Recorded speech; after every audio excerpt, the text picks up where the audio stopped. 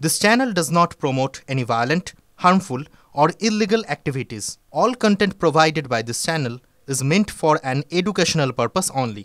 দেখুন, যতক্ষণ না সব অভিযুক্ত গ্রেফতার হচ্ছে ততক্ষণ মানিকের পরিবারের শান্তি নেই। দুটো নাবালক ছেলেকে নিয়ে মানিকের স্ত্রী কোথায় থাকবেন, কিভাবে কাটাবেন, এটাই তো এই মুহূর্তে সব থেকে বড় প্রশ্ন। অভিযুক্তরা ঘরটাই তো ভেঙে দিয়েছে। এই বর্ষায় সব দিক থেকেই মনে হচ্ছে মাথার উপরে ছাদটা হারিয়ে ফেলেছে এই পরিবারটা। মাস কয়েক আগে ওই ময়নাগুড়িতেই তো টর্নেডো আছড়েও পড়েছিল, মনে আছে আপনাদের? কীভাবে বাড়ি ঘর খানিকক্ষণের টর্নেডোতে একদম বিধ্বস্ত হয়ে গেছিল। মানিক রায়ের পরিবারকে দেখে মনে হচ্ছে তাদের ওপরেও একটা মারাত্মক টর্নেডো আছড়ে পড়েছে। দুই নাবালক সন্তানের সামনেই মানিককে বেধড়ক পেটানো হয় বলে অভিযোগ। বড় ছেলে, কতই বা বয়স, সে বাবাকে মার খেতে দেখে দৌড় শুরু করেছিল। প্রায় আধ ঘন্টা দৌড়ে নদী পেরিয়ে থানায় পৌঁছয়, তারপর পুলিশ আসে। ততক্ষণে মানিক, ওই ময়নাগুড়ির কংগ্রেস কর্মী, আধমরা। হাসপাতালে নিয়ে যাওয়া হয়েছিল, বাঁচানো যায়নি। দেখুন, জলপাইগুড়ি জেলা কংগ্রেস কালকেই রাস্তায় নামছে, জলপাইগুড়ি থানার মোড়ে বিক্ষোভ হবে, এগুলো সব হবে।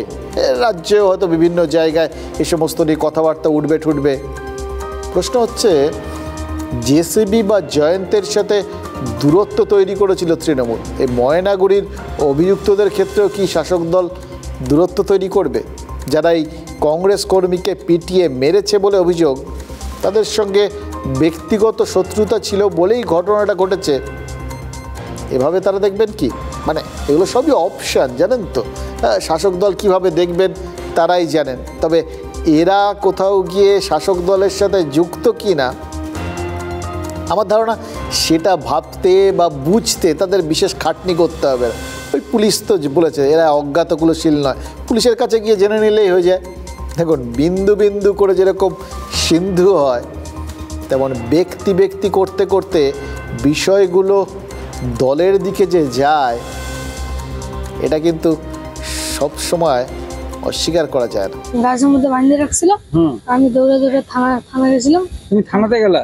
থানাতে গিয়ে কি পুলিশকে বললা? কি বললা? বাবাকে মারতেছে ওখানটা। তারপরে পুলিশ হচ্ছে আমাকে নিয়ে গাড়িতে করে আসলো। তারপরে আসছে, এখানে কেউ নেই ওখানটা, ওদিকে গোটা লোক জড়ো হয়েছিল। ওখানটা বললো, একটা ছেলে বললো ওখানটায় মানিক রায়কে বাঁধিয়ে রাখছে। তারপরে ওখানটায় যায়, বাথরুম গুলো খুলে গাড়িতে উঠে হাসপাতালে নিয়ে আসছে। হ্যাঁ, দক্ষিণ বাংলায় এই ধরনের নগ্নতা প্রতিদিন প্রকাশ পায়, এই বিষয়ে কোনো সন্দেহ নেই। কিন্তু বিশেষ করে উত্তরবঙ্গ বা জলপাইগুড়ির মতন জায়গায় এই ধরনের রাজনৈতিক খুন আমরা চিন্তাই করতে পারিনি। মানে গোটা বাংলার কালচারটাই বদলে যাচ্ছে, এটাই তো বললেন। এক সন্তান চোখের সামনে দেখলো বাবাকে মার খেতে, পুলিশকে নিয়ে যখন সে পৌঁছলো তখন বাবা মৃত্যু পথযাত্রী দেখলো সে। এরকম পরিস্থিতিতে এই ছেলেটা কি ভাবছিল জানি না।